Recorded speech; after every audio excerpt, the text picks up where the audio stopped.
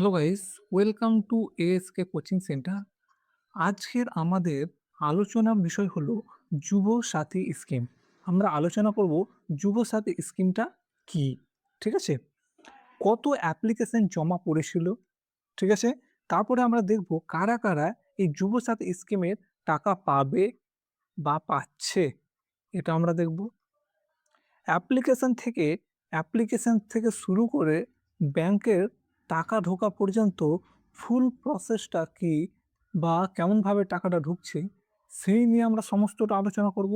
তারপর ভাণ্ডার লক্ষ্মীর ভাণ্ডার আর এই যুবসাথীর মধ্যে সম্পর্কটা কি বা ইলেকশনের সামনে এর গুরুত্বটা কি বা এটা ইলেকশনের সামনেই কেন কেন নিয়ে আসা হলো সেই সব নিয়ে আমরা কিন্তু আলোচনা করব।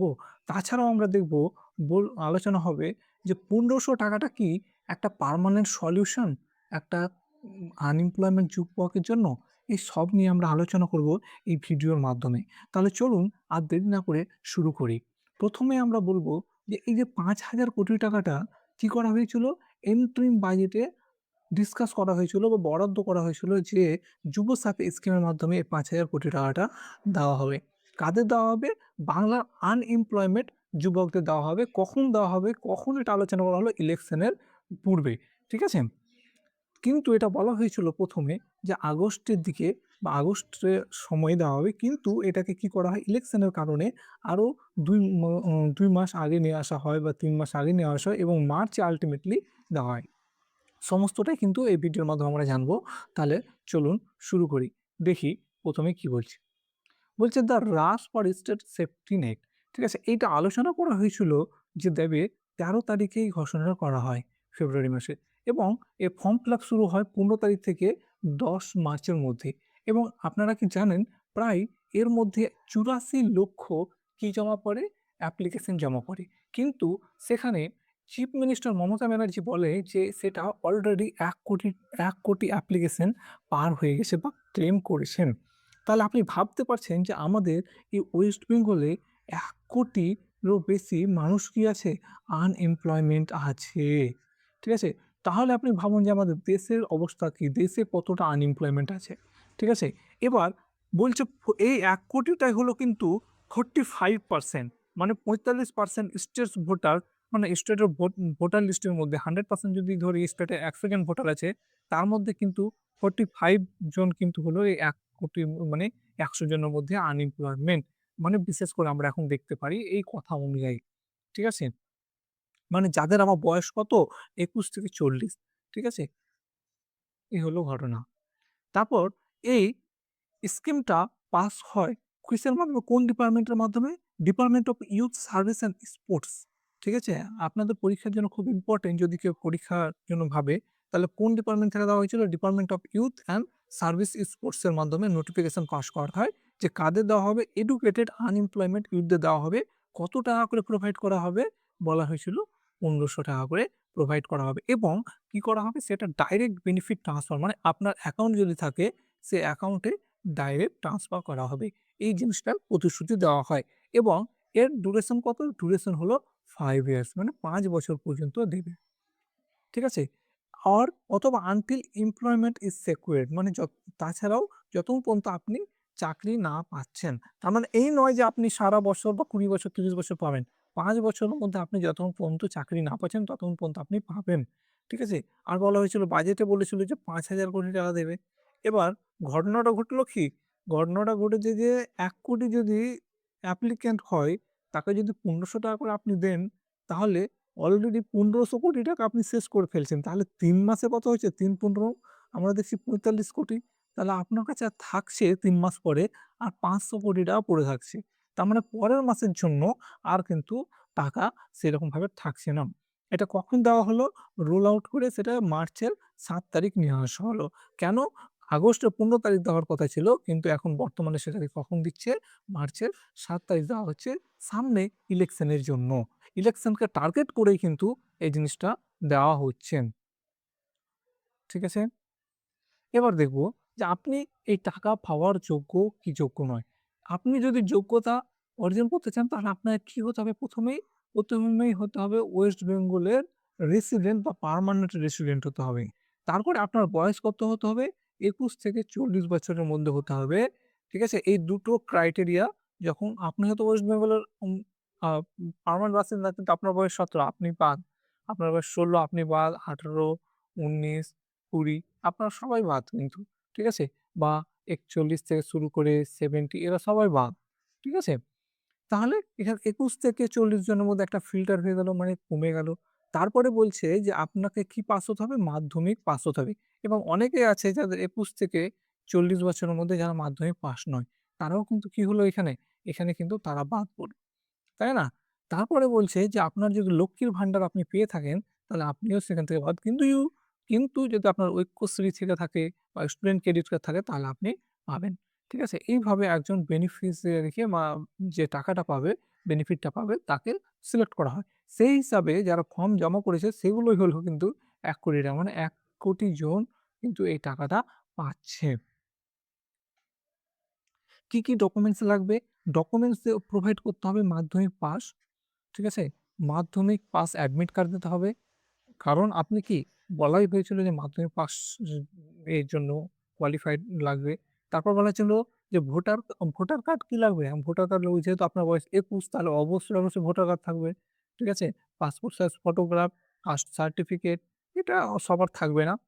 এডুকেশনাল মার্কশিট, তারপর ব্যাংকের পাসবুক, কারণ ব্যাংকের পাসবুক না হলে আপনার টাকা কোথায় ঢুকাবে?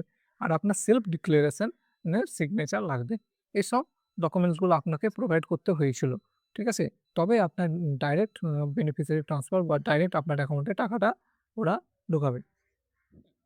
এবার দেখব যে অ্যাপ্লিকেশন থেকে শুরু করে আপনি কিভাবে টাকাটা পেলেন। আমরা তো জানি হয়তো অ্যাপ্লিকেশন করে দিলাম কিন্তু টাকাটা পাচ্ছি কিভাবে জানি না। এটা আপনার কি ১ম এ একটা ক্যাম্প বসানো হয়েছিল। আপনারা অনেকে অনলাইনে করেছিলেন। কিন্তু বেশিরভাগ মানুষই কিন্তু ক্যাম্পের মাধ্যমে জমা করেছিলেন এবং সেখানে অফিসার ইনকোয়ারি করেছিল। মানে ইনিশিয়াল ইনকোয়ারি কিন্তু সেখানেই হয়ে গেছিল। এবার ইনকোয়ারি হওয়ার পরে সেই অর্ডারটা যে টাকা যে যাবে তার একটা স্যাংশন অর্ডার হয়। ঠিক আছে? সেই স্যাংশন অর্ডারটা করেছিল কোথা থেকে? কুল যাদের যারা কলকাতার আন্ডারে তাদের কোথায় হবে? কেএমসি, কলকাতা মিউনিসিপ্যাল কর্পোরেশনের যে কমিশনার আছেন, সে কিন্তু স্যাংশন অর্ডারটা পাস করবে। আর আমাদের যারা ডিস্ট্রিক্টে থাকে তাদের জন্য কে পাস করবে? ডিস্ট্রিক্ট ম্যাজিস্ট্রেট সে পাস করবে। যখনই ডিস্ট্রিক্ট ম্যাজিস্ট্রেট স্যাংশন অর্ডারটা পাস করবে তখন কার কাছে চলে যাবে? Fund management. ফান্ড ম্যানেজমেন্ট কে করছে? অর্ডার পাস করেছিল যারা youth service and sports department, ওই ডিপার্টমেন্ট কিন্তু এই ফান্ডটাকে ম্যানেজ করছে। তারা কি করবে? যখন দেখলো যে ইনি স্যাংশন করে দিয়েছেন, তখন এনারা কি করবে? ডাইরেক্ট আপনার অ্যাকাউন্টে কি করবে? ট্রান্সফার করে দেবে টাকাটা। ঠিক আছে? এবার টাকাটা আপনার অ্যাকাউন্টে ঢুকে যাবে। তারপরে বলা হচ্ছে, এভাবে আপনার অ্যাকাউন্টে টাকা ঢুকলো। এবার ১ বছর পরে 1 ইয়ার লেটার ওরা কি করবে? ইয়ারলি অডিট করবে যে কেউ এর মধ্যে জব পেল কিনা। মানে চাকরি যদি আপনি পেয়ে থাকেন, তাহলে আপনার জন্য কিন্তু নয় ওটা। ঠিক আছে? এইভাবে আপনাদের টাকাটা ঢুকছে। কিভাবে? ১ম এ ক্যাম্পে গেল, ইনকোয়ারি হলো, স্যাংশন পাস হলো, ফান্ড ম্যানেজমেন্ট টাকাটা কি করলো? অডি উম আপনার অ্যাকাউন্টে পাঠালো এবং ১ বছর পরে সেটা অডিট হবে। আদৌ ১ বছর থাকবে কিনা সে ঠিক নেই। ঠিক আছে? এবার দেখুন অ্যাক্সেলারেট কিভাবে হলো? ১ম এ বলা হয়েছিল যে ১৫ই আগস্টে দেওয়া হবে। তখন আলোচনা করা হলো। তারপরে ওইটাকে আরো একটু এগিয়ে নিয়ে চলে এলো এপ্রিলের জন্য। তারপরে বর্তমানে যেটা দেওয়া হয়েছে মার্চের ৭ তারিখ থেকে কিন্তু তোমাদের অ্যাকাউন্টে টাকা ঢুকতে শুরু হয়েছে। কারো ৭ তারিখ ঢুকেছে, কারো ১০ তারিখ ঢুকেছে, কারো ৮ তারিখ ঢুকেছে, কারো কা আগামীকাল ঢুকেছে, কারো আজ ঢুকেছে। এভাবে কিন্তু টাকা ঢুকতেই আছে। ঠিক আছে? কি হিসাবে দেওয়া হলো? আর সেটাকে টার্গেট করা হলো কি? অ ইন্টারন্যাশনাল ওমেন ডে হিসাবে তারা টাকাটা ট্রান্সফার করলো বা দিতে শুরু করলো। কিন্তু বিষয়টা হলো যে ইমিডিয়েটলি কখন দিতে লাগলো? প্রি-ইলেকশন। প্রি-ইলেকশনের আগেই কিন্তু মানে ইলেকশনের পূর্বেই তারা টাকাটা দিতে শুরু করলো। মানে বোঝাই যাচ্ছে যে তারা ইলেকশনকে মাথায় রেখেই কিন্তু এই টাকাগুলো দিচ্ছে। তাছাড়া কিন্তু এই টাকা আপনারা পেতেন না। ঠিক আছে? এবার চলুন, এর আগে আমি যেমন আলোচনা করলাম যে ১,০০,০০,০০০ আপনার বেনিফিশিয়ারি ছিল, ১,০০,০০,০০০ অ্যাপ্লিকেশন পড়েছিল। ঠিক আছে? ১,০০,০০,০০০ মধ্যে ৳১৫০০ টাকা প্রত্যেকে পাবে তাহলে ৳১৫০০,০০,০০,০০০ পার মান্থ হলো। তাহলে ৳৫,০০০ টা তো অ্যা আপনার কি ৩ মাসের মধ্যে কি হয়ে যাবে? Just over ৩ months. ঠিক আছে? মানে ৩ মাসের মধ্যেই সেগুলো টাকা শেষ হয়ে যাবে। মানে এটা immediately surrounding the election period মানে ইলেকশনের আসা পাশাপাশি কিন্তু ঘুরছে বিষয়টা। হুম? এবার দেখেন প্রত্যেকটা স্টেট কি করছে? উম স্টেট মমতা ব্যানার্জি কি করছে? এটা ডিফেন্ড করছে কিভাবে? যে chief minister Mamata Banerjee position the scheme as a bridge for job seeker. মানে যারা জবের জন্য খাটাখাটনি করছে তাদের জন্য এই টাকাটা অনেকটা হেল্প হবে ৳১৫০০। বলতে চাইছে যে তারা হয়তো বই কিনবে বা হয়তো নিজের খরচ চালাবে এইভাবে। তারা হয়তো ডিমোটিভেট হবে না। এরকম কিছু একটা বলতে চাইছে। ঠিক আছে? এছাড়াও তিনি ক্লেম করছে যে সে অলরেডি আমাদের এতে ৪০% নাকি আনএমপ্লয়মেন্ট ড্রপ করেছে। মানে কিসের মাধ্যমে? তার উৎকর্ষ বাংলা ইনিশিয়েটিভ এর মাধ্যমে। উৎকর্ষ বাংলাটা এবার আপনাকে একটু জানাই। আপনি দেখবেন 11 এ মানে মাধ্যমিক বা 11-12 এর পরে একটা কোর্স থাকে সেটা হলো ভোকেশনাল কোর্স, যেটা স্কুলে দেওয়া হয় ফ্রিতে। সেখানে বিভিন্ন রকম ট্রেনিং দেওয়া হয়।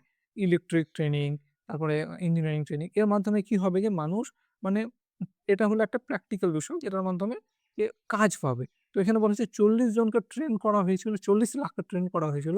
সেখানে ১০ লাখ কি হয়েছে? এমপ্লয়েড হয়েছে। মানে নিজেরাই তারা কাজ করে নিয়েছে। তাই সেই হিসাবে তিনি বলছেন যে 40% কিন্তু আনএমপ্লয়মেন্ট ড্রপ হয়েছে। হ্যাঁ? তাছাড়াও তিনি আবার কাউন্টার যারা অপোজিশন যে পার্টি আছে তাকে বলছে যে তারা কিন্তু বলেছিল ২,০০,০০,০০০ জব দিবে অ্যানুয়ালি। কিন্তু তারা সেটা দিতে পারেনি। তো আমার কথা হলো যে যদি সবাই দিতে পারত বা দেশও মানে আমাদের দেশে অ্যাকচুয়ালি চাকরির অবস্থার হাল খুব খারাপ। ঠিক আছে? আপনি দেখুন ১,০০,০০,০০০ যদি বেকারের ফর্ম জমা পড়ে সাধারণ কথা, তাহলে সেও তো আনএমপ্লয়মেন্ট, তাই না? এবার বিজেপি এবং ক্রিটিক্সরা বলছে যে এটা আ একটা ইলেকট্রাল পপুলিজম আর মানে ইলেকশনের আগে এই জিনিসটাকে করা হচ্ছে। ঠিক আছে? ৮৪ লাখ অলরেডি জমা পড়েছে তাহলে কতদিনই বা চলবে? ঠিক আছে? একটা মান্থলি ভাতা দেওয়া হচ্ছে আর কিছুই না। এরকম কিছু বলছে। এবার বলতে চাইছে যে লক্ষ্মীর ভান্ডারের সাথে একে তুলনা করা হচ্ছে কেন? কারণ ২০২১ সালে লক্ষ্মীর ভান্ডারে কি করা হয়ে গেছিল? ২,০০,০০,০০০ ওমেনকে দেওয়া হবে ৳১৫০০ করে এই কথা বলা হয়েছিল। ২০২১ সালে কিন্তু এটাও কিন্তু ভোটের আগে। ঠিক আছে? এই কারণে তিনি একটা ভিক্টরি মানে মার্জিন মানে ভালো হারে তিনি জিতেছিলেন কিন্তু। ঠিক আছে? মানে ওমেনদের কাছ থেকে। এবার দেখুন এর মধ্যে পার্থক্যটা কি? টার্গেট লক্ষ্মীর ভান্ডার টার্গেট করা হয়েছিল ওমেনদেরকে। এখানে করা হচ্ছে কাকে? ১,০০,০০,০০০ ইয়ুথকে এস্টিমেট করা হয়েছে যে ১,০০,০০,০০০ ইয়ুথকে ২১ থেকে ৪০ বছর এদেরকে টার্গেট করা হচ্ছে, তাই না? এবার এদেরকে টার্গেট করা হলো, এরাকেও ১৫০০ দিচ্ছে, এদেরও ১৫০০ দিচ্ছে। ঠিক আছে? অনগোইং লাইফ বেনিফিট কিন্তু এটা ৫ বছরের জন্য মানে টেম্পোরারি যুবসাথীটা। ঠিক আছে? এইভাবে ইউনিভার্সাল বেসিক ওয়েলফেয়ার জব সিকারদের জন্য বলা হয়েছে। এবার বিষয়টা হলো যে বাংলার যুবসাথী আর হলো লক্ষ্মীর ভান্ডার। ঠিক আছে? এর আগে ২০২১ এ টার্গেট করা হয়েছিল কাদেরকে? ওমেনদেরকে। যদি ব্রডলি আমরা দেখতে যাই, এবার হচ্ছে ভোট ব্যাংকের যদি কথা বলি, তাহলে এখন যুবক সমাজটাকে বা এই ভোট ব্যাংকটাকে তারা ইউজ করার চেষ্টা অলরেডি এরা টাকা পাচ্ছে, আর এদেরকে একটু টার্গেট করা হলো। তাহলে কি না এই টার্গেটটা কিন্তু সম্পূর্ণ মানে ভোটের ভিত্তিতে করা হচ্ছে যে এবার সম্পূর্ণ ইয়ুথকে টার্গেট করা হয়েছে। ঠিক আছে? এবার বলছে ইকোনমিস্ট রাতিন রয় তিনি তিনি ক্রিটিসাইজ করেছেন বলছে এমপ্লয়মেন্ট জেনারেশন এন্ড ইনফ্রাস্ট্রাকচার এর থেকে এখন টাকা দেওয়াটাই বেশি হয়ে গেছে, তাই না? বলছে এমপ্লয়মেন্ট আগের সরকার কি বলতো? যে তোমাদেরকে চাকরি দেবো, জব দেবো। এখনকার সরকার উনার কথা মতো উনি বলতে চাইছেন যে এখনকার সরকার চাকরি দিতে পারবে না। এখন কি দিচ্ছে? Direct cash. আমি তোমাদেরকে ডাইরেক্ট ক্যাশ দিচ্ছি। তাও কত টাকা করে? ৳১৫০০ দিচ্ছি। নাও এই ৳১৫০০ করে নাও আর তোমরা সারা জীবন কাটাও। এরকম একটা বিষয়। ঠিক আছে? মানে তোমাদেরকে এই চাকরি-টাকরি দেওয়া হবে না। তোমাদেরকে কি হবে? টাকা দেওয়া হবে। মাসে মাস ৳১৫০০ করে তোমরা নাও আর তোমরা নিজের লাইফ লিড করো। তোমরা তাহলে আপনি এবার বলুন, আপনার কাছে আমার প্রশ্ন হলো এই ৳১৫০০ টা কি আপনার সমস্ত জীবনটাকে পার করতে পারবে? এই ৳১৫০০ টাই কি সব? এই ৳১৫০০ টাতে কি আপনি আপনার ফ্যামিলিকে চালাতে পারবেন? ঠিক আছে? তো বিষয়টা হলো যে ৳১৫০০ টা কি সারা জীবনের জন্য নাকি শুধুমাত্র ৩ মাসের জন্য? তার পরিবর্তে যদি চাকরি দেওয়া হতো ৳১৫০০ বদলে ৳৫,০০০,০০,০০,০০০ বদলে যতগুলো ফ্যামিলির চাকরি পেত প্রত্যেক ফ্যামিলিতে যদি একটা করে, তাহলে সেই ফ্যামিলির প্রত্যেকে কিন্তু কি করত? আবার সেখান থেকে কিন্তু গভর্নমেন্টকে কিছু একটা তৈরি করে দিত বা গভর্নমেন্ট একটা রিটার্ন দিত। যার কারণে কি হতো? ওখান থেকে আবার টাকা তৈরি হতো। কিন্তু এই ৳১৫০০ টা সম্পূর্ণ কিন্তু ইকোনমিকের ভাষায় যে আপনি যদি কোন কাজ না করেন, বলেন না রাজার ধনও তো শূন্য হয়ে যায়। এরকম একটা বিষয় হয়ে গেছে। ৳১৫০০ করে ঢালা হচ্ছে কিন্তু তার পরিবর্তে কিন্তু কাজ হচ্ছে না বা রিটার্ন কিন্তু গভর্নমেন্ট কিছু পাচ্ছে না। ঠিক আছে? তাহলে কি হবে? যে ওভারঅল কিন্তু এর কোনো কাজ হচ্ছে না। ৳১৫০০ করে প্রত্যেকের অ্যাকাউন্টে ঢুকছে। তাহলে আপনি বলুন যে ৳১৫০০ টা কতটা প্রফিটেবল? ঠিক আছে? আশা করি আপনাদের এই ভিডিওটি ভালো লেগেছে বা সম্পূর্ণ আপনারা এই ব্যাপারে তথ্য পেয়ে গেছেন যে যুবসাথীটা কি এবং কি হতে পারে না হতে পারে। তো থ্যাংকস ফর ওয়াচিং। ভালো থাকবেন, সুস্থ থাকবেন। আর আপনারা অবশ্যই কমেন্টে জানাবেন যে ৳১৫০০ টা কি পার্মানেন্ট সলিউশন নাকি টেম্পোরারি সলিউশন না কি বলতে চাইছেন? Thanks for watching.